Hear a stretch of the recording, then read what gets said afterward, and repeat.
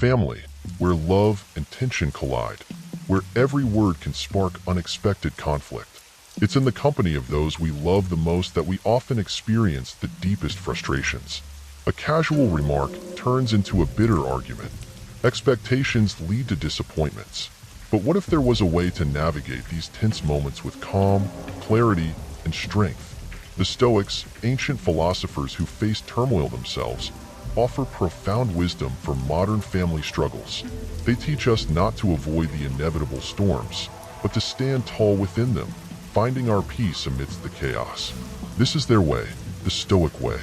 So start with our first one, which is, let the fire burn, but don't feed it. The dinner table is set, and everything seems fine, until someone says the wrong thing. Suddenly, tempers flare, voices rise, and the warmth of the gathering turns cold. This is a common scenario in families. Emotions take over, and what began as a minor disagreement spirals into a full-blown argument. In moments like this, the Stoic principle is simple. Let the fire burn, but don't feed it. When arguments break out, we often feel the need to jump in, defend ourselves, or calm others down. But the Stoics teach us to pause and reflect before reacting. Epictetus reminds us, it's not what happens to you, but how you react to it that matters. The flames of conflict grow when we feed them with our own emotions, frustrations, and need to be right. Instead, by taking a step back and observing the situation with a calm mind, we can prevent the fire from consuming us. Imagine yourself as a lighthouse amidst a storm. The winds howl, the waves crash, but you stand firm, guiding the way without being swept up in the chaos. This is what it means to let the fire burn without feeding it. You acknowledge the conflict, but you choose not to contribute to its intensity. In doing so, you maintain your composure and create space for the argument to naturally cool down. It's not about avoiding conflict or suppressing your feelings. It's about recognizing that some battles aren't worth fighting, and some arguments are best left unresolved in the heat of the moment. The next time a family argument erupts, try staying silent for a moment. Watch how the flames flicker and then die down when they're not being fanned by your reactions. You'll find that the real power lies not in winning the argument, but in controlling your own emotions. Second, the invisible weight you carry isn't yours. Imagine you're at a family event, surrounded by people you love, yet something feels off. Tensions are brewing, and you can sense it in the air. The unspoken frustration, the lingering resentment. You feel weighed down by it, as if you're responsible for keeping the peace. But Stoicism offers a critical insight. The invisible weight you're carrying isn't yours. Marcus Aurelius once wrote, "You have power over your mind, not outside events." Realize this, and you will find strength. Family conflicts often make us feel as though we're bearing the emotional burdens of others. The argument between your parents, the passive-aggressive comments from a sibling. It's easy to internalize these moments and feel responsible for fixing them. But this weight, this responsibility, isn't yours to bear. Stoicism teaches us to focus on what is within our control, our own thoughts, emotions, and actions. The feelings of others, their reactions, their frustrations, belong to them. You cannot control how they feel or act, and trying to do so only adds unnecessary weight to your own shoulders.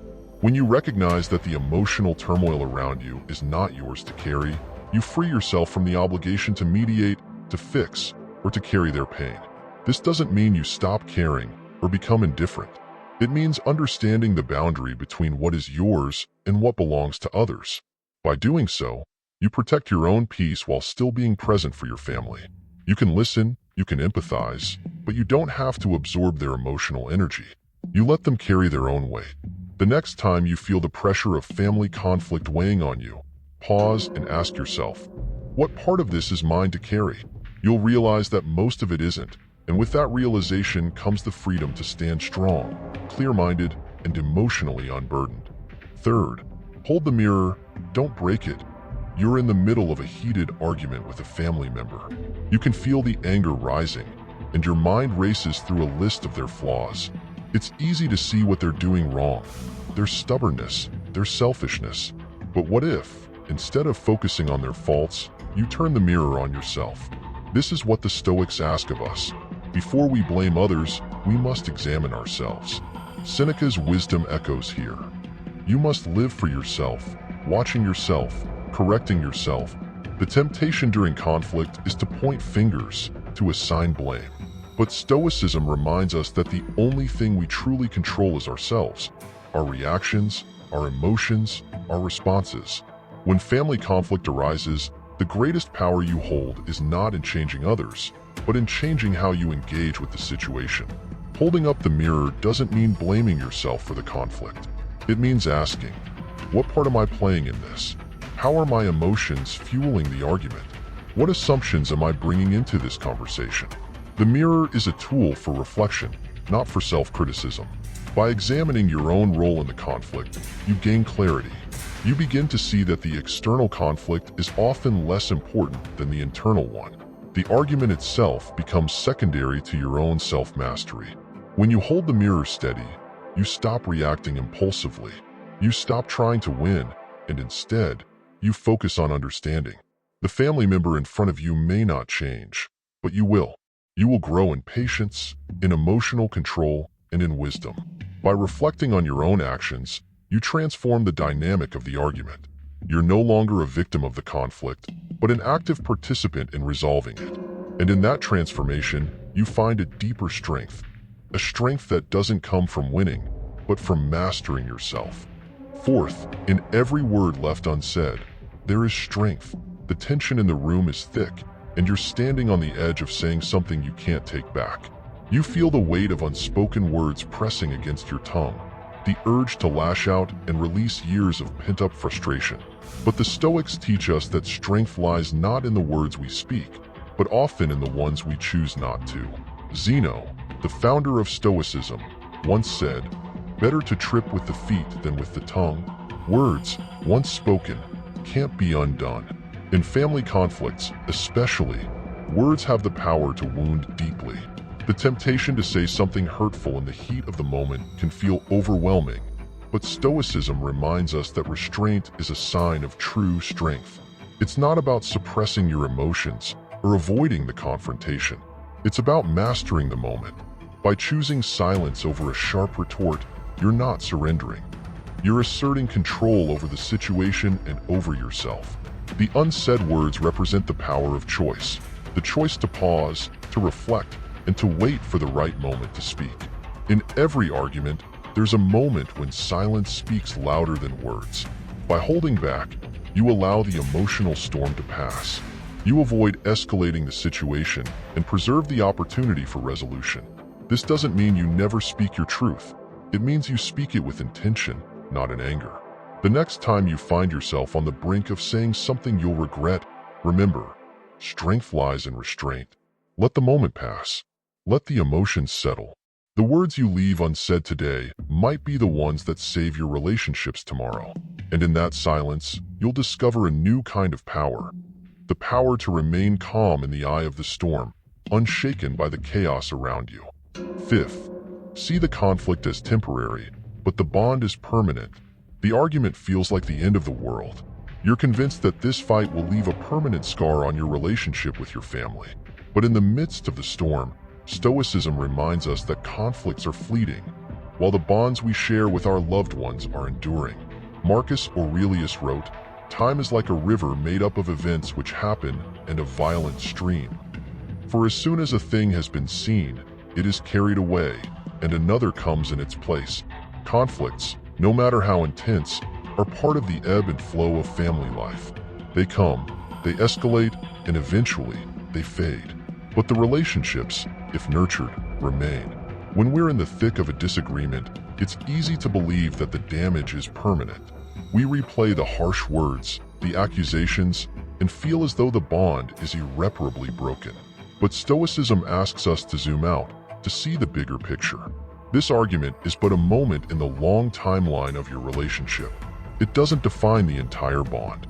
By recognizing the temporary nature of conflict, you can approach family arguments with more patience and perspective.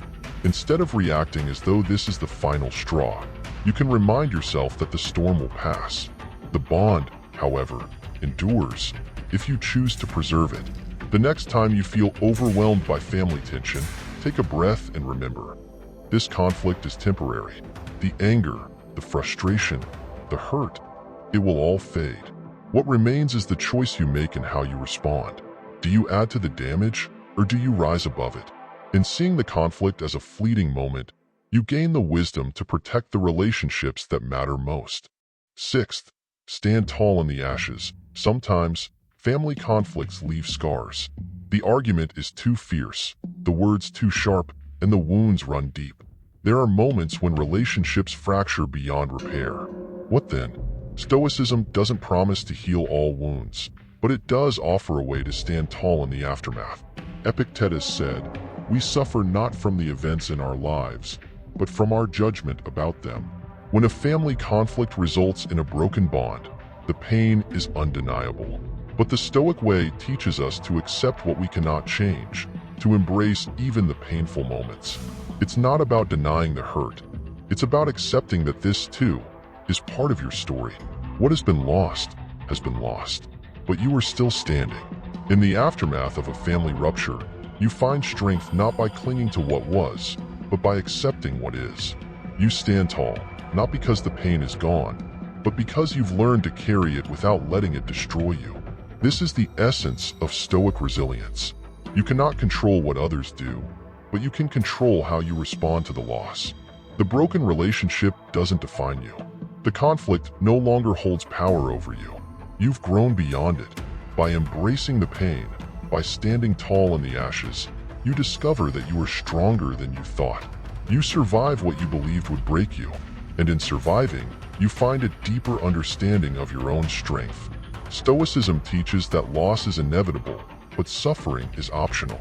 In every broken bond, there is the potential for growth. And as you stand tall in the ashes, you realize that the loss doesn't diminish you. It expands your capacity to endure. Seventh, the storm within is not the storm without. In the middle of a family argument, everything feels chaotic. Voices raised, emotions spiraling out of control. You feel the storm building, the tension rising like a tidal wave. But what if the real storm isn't the one outside you, but the one within? Seneca said, "We suffer more often in imagination than in reality." Stoicism teaches us that the most destructive conflict isn't always the one we see or hear. It's the battle raging in our minds. The external world may be loud and turbulent, but the true chaos stems from how we interpret it. Every word spoken in anger, every action taken in frustration, can ignite a fire inside us, turning a manageable disagreement into an emotional inferno. The key, the Stoics teach, is to separate the storm outside from the storm within. Family conflict can often feel overwhelming because we allow it to echo through our thoughts, amplifying the hurt and the anger.